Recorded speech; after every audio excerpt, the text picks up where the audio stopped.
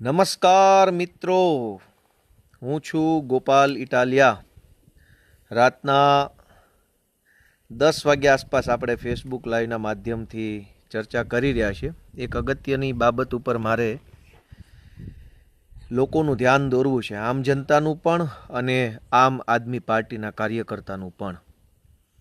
હું જ્યારે આજે આ બોલી રહ્યો છું ત્યારે આમ આદમી પાર્ટી દ્વારા અત્યાર સુધીમાં અંદાજિત 5,000 જેટલા નગરપાલિકા, મહાનગરપાલિકા, તાલુકા પંચાયત, જિલ્લા પંચાયતના ઉમેદવારો જાહેર થઈ ચૂક્યા છે. આ બહુ જ મોટી સંખ્યા છે. 5,000 જેટલા ઉમેદવારો આમ આદમી પાર્ટીમાંથી સ્થાનિક સ્વરાજ્યની ચૂંટણી લડે એ ગુજરાતના ઇતિહાસનો સૌથી મોટો આંકડો છે. કેમ કે ગુજરાતના ઇતિહાસમાં ક્યારેય કોઈ ત્રીજી પાર્ટી આટલી મોટી સંખ્યામાં સ્થાનિક સ્વરાજની ચૂંટણીમાં નથી ઊભી રહી. આ પહેલી વખત, અને હજુ ક્યાં તારીખ પૂરી થઈ ગઈ, હજુ તો લિસ્ટ જાહેર થાય છે, હજુ તો સંખ્યા વધશે, હજુ તો ઘણી વધશે. ગુજરાતના ઇતિહાસમાં કોઈ દિવસ 5,000 કરતાં વધુ ઉમેદવારો સ્થાનિક સ્વરાજ્યની ચૂંટણીમાં ભાજપ કોંગ્રેસ સિવાયની પાર્ટી દ્વારા ઊભા રાખવામાં આવ્યા નથી. એટલે પહેલી વસ્તુ તો એ છે કે આમ આદમી પાર્ટી દ્વારા ગુજરાતની અંદર એક નવો ઇતિહાસ સર્જી દેવામાં આવ્યો છે, સર્જાઈ ચૂક્યો છે, જેના આપણે બધાય અભિનંદનને પાત્ર છીએ. હું, તમે અને આમ આદમી પાર્ટી સાથે સીધી રીતે કે પરોક્ષ રીતે જોડાયેલા સૌ લોકો એના શુભેચ્છાને પાત્ર છે. બીજી વાત કે ચૂંટણી આવે અને ટિકિટ આપણે માગીએ અને આપણને ન મળે તો સ્વાભાવિકપણે દુઃખ થાય, હતાશા થાય, અલગ અલગ પ્રકારના વિચારો આવે. જે માણસ રાજકીય સ્વભાવનો હોય, રાજકીય સમજણવાળો જે માણસ હોય, જેને રાજકીય રીતે બધી ખબર પડતી હોય, એ માણસને 1 કલાક કે 1 દિવસ દુઃખ લાગે. જે માણસ બિન રાજકીય હોય, સાવ સીધા સાદા સામાન્ય પરિવારમાંથી આવતો હોય, જિંદગીમાં એ રાજનીતિ ક્યારેય જોઈ ન હોય, પહેલી વખત ટિકિટ માગી હોય ને પહેલી વખત ન મળે તો એને કદાચ થોડુંક લાંબો સમય દુઃખ લાગી શકે. કેમ કે રાજકીય માણસો તો શું હોય કે એને બધી ખબર જ હોય કે આ વખતે ન મળી તો આવતી વખતે શું થશે, કેમ થશે, કઈ ચૂંટણીમાં ચોકઠા કેમ ગોઠવવા, સમીકરણ કેમ કરવા, બધી જ રાજકીય માણસોને ખબર હોય. પણ મિત્રો, મારે એક અત્યંત મહત્ત્વની બાબત માત્ર આમ આદમી પાર્ટીના કાર્યકર્તાઓના ધ્યાને મૂકવી છે, રિક્વેસ્ટ કરવી છે.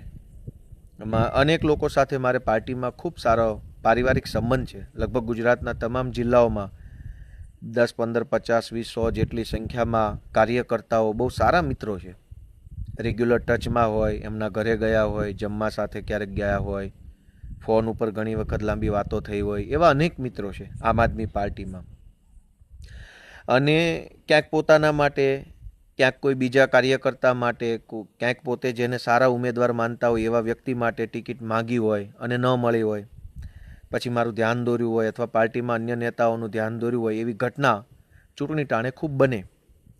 પણ મારે બધા જ મિત્રોને એક વસ્તુ ધ્યાને મૂકવી છે કે આજે આપણામાંથી જે લોકોને ટિકિટ મળી છે સ્થાનિક સ્વરાજ્યની સંસ્થાની, એમાંથી મારી દૃષ્ટિએ 85થી 90% લોકો તો એવા છે કે જે એની જિંદગીમાં પહેલી વખત રાજનીતિમાં આવ્યા છે.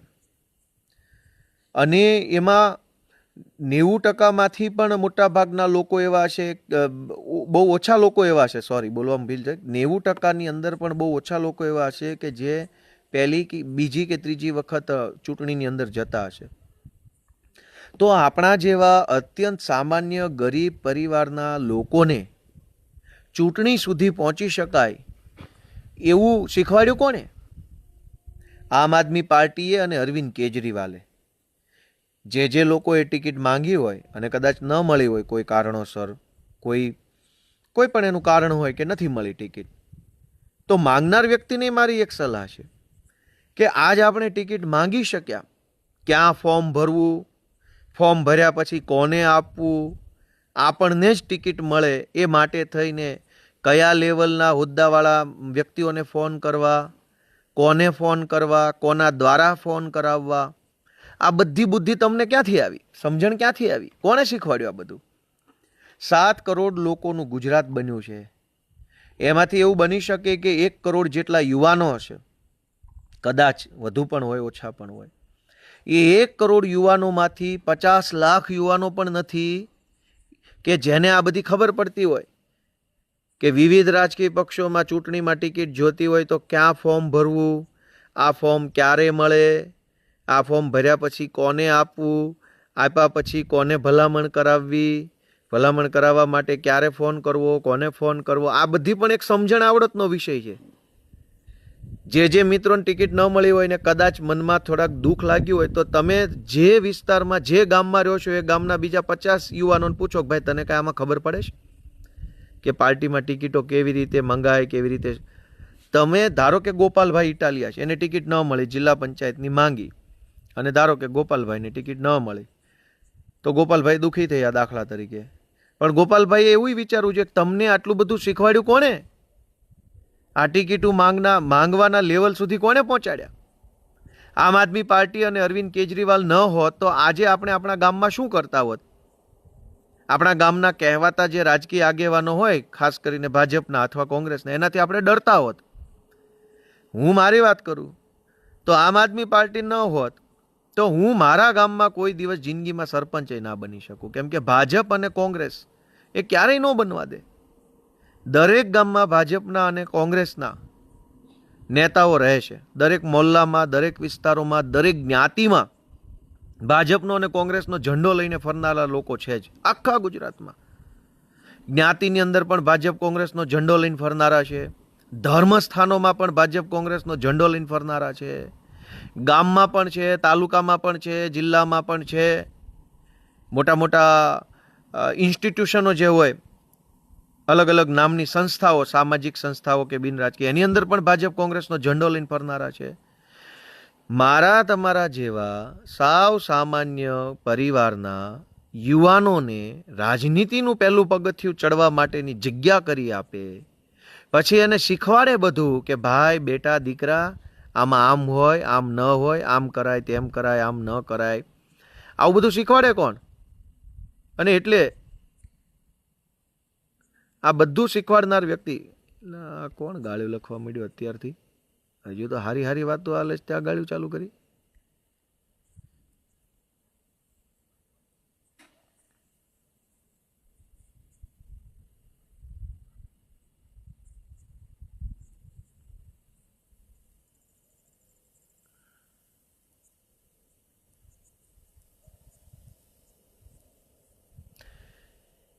એટલે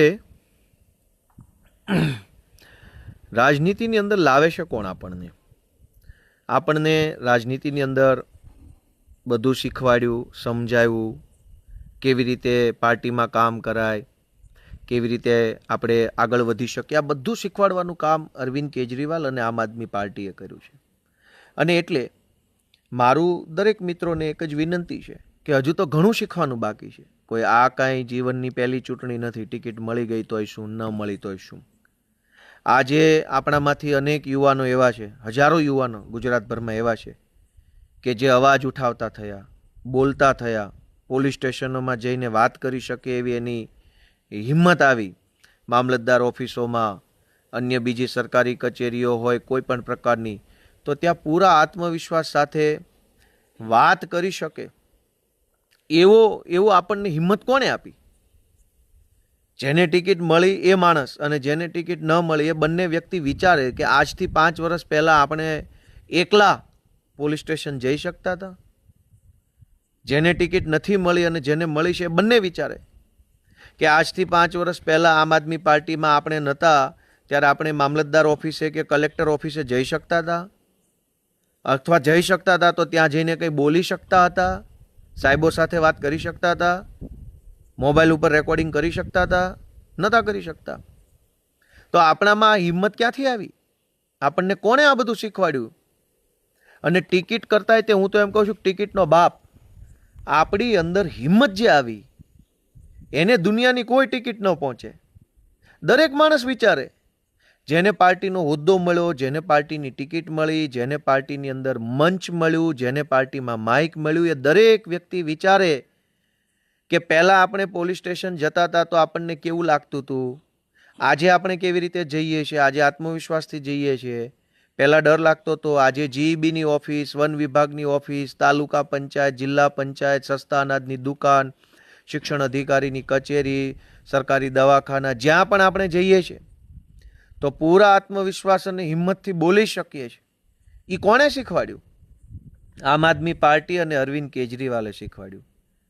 તો આપણા જેવા ગુજરાતના હજારો યુવાનોને હિંમત આપવાનું, રાજકીય સમજણ આપવાનું અને સમયે સમયે રાજકીય પ્લેટફોર્મ આપી અને નેતા બનાવવાનું કામ અરવિંદ કેજરીવાલે અને એની આમ આદમી પાર્ટીએ કર્યું છે. તો આપણા બધાની સહિયારી ફરજ શું છે? સામૂહિક ફરજ શું? આપણા બધાની સામૂહિક ફરજ એ છે કે કોઈ પણ પ્રકારના મહત્વકાંક્ષાઓ, લાગણીઓ, અપેક્ષાઓ કે હતાશાઓમાં તણાયા વગર હજુ પણ કરોડો યુવાનોને રાજનીતિનું પગથિયું ચડવાની તક મળે એ માટે થઈને આપણું દુઃખ સાઈડમાં મૂકીને આમ આદમી પાર્ટીને ગુજરાતની અંદર પ્રસ્થાપિત કરવા માટે આપણે યોગદાન આપવું જોઈએ. ઘણા બધા મિત્રો મારા સંપર્કમાં છે, એમણે પોતાની લાગણીઓ મને વ્યક્ત કરી કે ગોપાલભાઈ, હું પાર્ટીમાં આટલા વર્ષથી કામ કરું છું, અથવા તો હું આવું કામ કરું છું, અથવા મેં આવી તકલીફ વેઠીને આવું કામ કર્યું છે. એમણે પોતાની બધી જે કાંઈ પણ બાબતો હતી મને જણાવી. મારું એટલું જ કહેવું છે કે આપણે ટિકિટ માગી શકીએ કોઈ પાર્ટીની અંદર, એ લેવલના નેતા પણ કોણ બનાવે છે આપણને? અનેક યુવાનો, આજ હું મારા વતનનું ગામ ટીમ્બી છે, ટીમ્બી ગામમાં અત્યારે ટિકિટ એમ કહો કે ભાઈ ટિકિટ જેને જોઈએ એને આપવી છે તો પણ માગવાવાળા માણસો નથી. હરીફરીને એક બે ભાજપમાંથી ને એક બે કોંગ્રેસમાંથી, બીજો અવડું મોટું ગામ છે 2,500-3,000ની વસ્તીનું, એમાં કોઈ ટિકિટ માંગનારો માણસ નથી. કેમ કે કોઈને ભાજપ કે કોંગ્રેસ ક્યારેય રાજનીતિ શીખવા જ નથી દેતું. એટલે ગામમાં મત આપનારા 2500 હોય પણ ટિકિટ માંગનારા 2 નથી હોતા. તો જે ટિકિટ માંગનાર વ્યક્તિ બની ચૂક્યો છે એણે તો પહેલા ખુશ થવું જોઈએ, અરવિંદ કેજરીવાલનો આભાર માનવો જોઈએ કે તમને આટલું તો આવડી ગયું. કરોડો લોકોને તો માગતાય નથી હજુ આવડતું, કેમ કે રાજનીતિ ખબર જ નથી કેવી રીતે ચાલે છે, કેવી રીતે આ પ્લેટફોર્મ કામ કરે છે, કેવી રીતે હોય છે વગેરે. અને એટલે મારી ગુજરાતભરના તમામ યુવાનોને વિનંતી છે કે આમ આદમી પાર્ટીના પ્લેટફોર્મને મોટું બનાવવા માટે તમારા સહયોગની જરૂર છે. રાજનીતિ તો એન્ડલેસ છે, અંતહીન, આનો કોઈ અંત નથી. ગોપાલભાઈ મરી જશે અને બધાય મરી જશે તો રાજનીતિ ચાલતી રહેશે. પણ રાજનીતિમાં નવા માણસો આવતા રહે, નવા વિચારો ધરાવતા યુવાનો આવતા રહે, નવું અલગ પ્રકારની ડિગ્રીઓ લઈ ભણેલા અલગ વિષયોના જાણકાર માણસો આવતા રહે, તો રાજનીતિનો પ્રવાહ જે છે એમાં સતત એક તાજગી ભરી રહે. આજે શું થયું, તમે જિલ્લા પંચાયતની ચૂંટણીઓનો માહોલ જોશો તો લગભગ ગુજરાતના દરેક જિલ્લામાં ભાજપ અને કોંગ્રેસમાં છાપેલા કાટલાઓ ટિકિટની લાઈનમાં ઊભા છે. કમસે કમ છેલ્લા 30, 35 વર્ષથી ગામને ગોથે ચડાવ્યું હોય, ગામને લૂંટી લીધું હોય, સમાજની અંદર ભાગલા પડાવ્યા હોય, લોકોમાં વાદ વિવાદ કરાવ્યા હોય, બે જ્ઞાતિ વચ્ચે ઝઘડા કરાવ્યા હોય, આવા જ માણસો તાલુકા જિલ્લાની લાઈનમાં ઊભા છે, ટિકિટની લાઈનમાં. જે મારી આ વાત સાંભળે છે એ બની શકે બનાસકાંઠાના હોય, પાટણના હોય, ભાવનગરના હોય, છોટાઉદેપુરના હોય. ગુજરાતના દરેક જિલ્લાની આ જ કહાની છે કે વર્ષોથી જે લોકો છાપેલા કાટલાઓ છે એ જ રાજનીતિમાં આગળ આવતા જાય છે. એ જ તાલુકામાં, એ જ જિલ્લામાં, એ જ નગરપાલિકામાં એના જ છોકરા, એના કુટુંબ, એના કાકા, એના ભત્રીજા, એના બાપા, એના એ જ લોકો. તો અરવિંદ કેજરીવાલે 5,000 કરતાં પણ વધુ તાજા તરવૈયા નવયુવાનોને, નવયુવતીઓને, નવા વિચારો ધરાવતા યુવાનોને આમ આદમી પાર્ટીના માધ્યમથી તાલુકા, જિલ્લા, નગરપાલિકામાં તક આપી છે. કેટલાક લોકોને ટિકિટ મળી, કેટલાકને ન મળી. જેમને મળી એમાંથી કેટલાક જીતશે, કેટલાક હારી જશે. આ બધું થવાનું છે. પણ નવી નવું નેતૃત્વ આવ્યું, નવા વિચારો આવ્યા, નવી દિશા મળી, એનાથી સારું ગુજરાતમાં બીજું હોઈ શું શકે?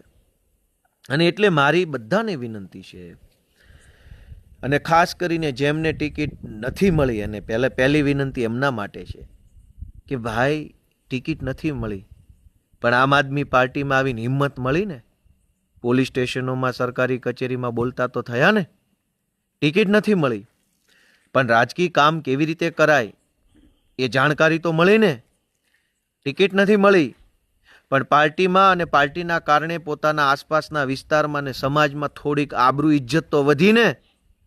આપણે કોઈ પાર્ટીમાં ન હોઈએ તો પાનના ગલ્લે આપણી નોંધ ન લેવાતી હોય, પણ તમે આમ આદમી પાર્ટીનો કાર્યકર્તા બનો એટલે તમારા જ્ઞાતિના વોટ્સએપ ગ્રુપમાં, કુટુંબમાં, પરિવારમાં, સગાવાલામાં નોંધ લેવા લાગે કે રમેશભાઈનો છોકરો તો ઝાડુવાળામાં જોડાણો છે, કેજરીવાલમાં જોડાણો છે, ઈશુદાનની પાર્ટીમાં છે, ગોપાલની પાર્ટીમાં છે, આવું બધું બોલે. તો ટિકિટ નથી મળી, હિંમત મળી છે, ટિકિટ નથી મળી, ઇજ્જત આબરૂ મળી છે, ટિકિટ નથી મળી, પણ આપણને રાજકીય કામ કરવાની તક મળી છે, તો ભવિષ્યમાં ટિકિટ પણ મળશે, હોદ્દા પણ મળશે, સરકારમાં મંત્રી પણ બનશો. જરૂરી થોડું છે આ કોઈ પૃથ્વી થોડી પ્રલય થઈ જવાની છે કે આ ચૂંટણી પછી પ્રલય આવશે અને બધું આખી માનવ સૃષ્ટિ નાશ પામશે, એવું તો કાંઈ થવાનું નથી. તો દરેક મિત્રોને જેને ટિકિટ મળી છે એમના માટે મારી તો વિનંતી છે. મને મારી જિંદગીમાં આમ આદમી પાર્ટીએ 2 વાર ટિકિટ આપી, એકવાર કતારગામથી અને એકવાર વિસાવદરથી. એકવાર હાર્યો ને એકવાર જીત્યો. ટિકિટ જેને પણ મળી છે એમને 2 હાથ જોડીને વિનંતી છે કે ભાઈ અહંકાર ન કરતા. જે દિવસથી તમારા વાણી વર્તનમાં અહંકાર આવ્યો એટલે સમજી લેજો કે તમારું પતન થતાં ઈશ્વર પણ તમને નહીં બચાવી શકે.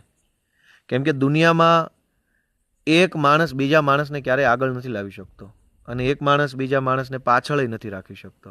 આપણા વિચારો જ આપણને આગળ લઈ જાય અને આપણા વિચારો જ આપણને પાછળ રાખી દે. જીવનમાં આગળ વધવું હોય તો અહંકાર ન હોવો જોઈએ.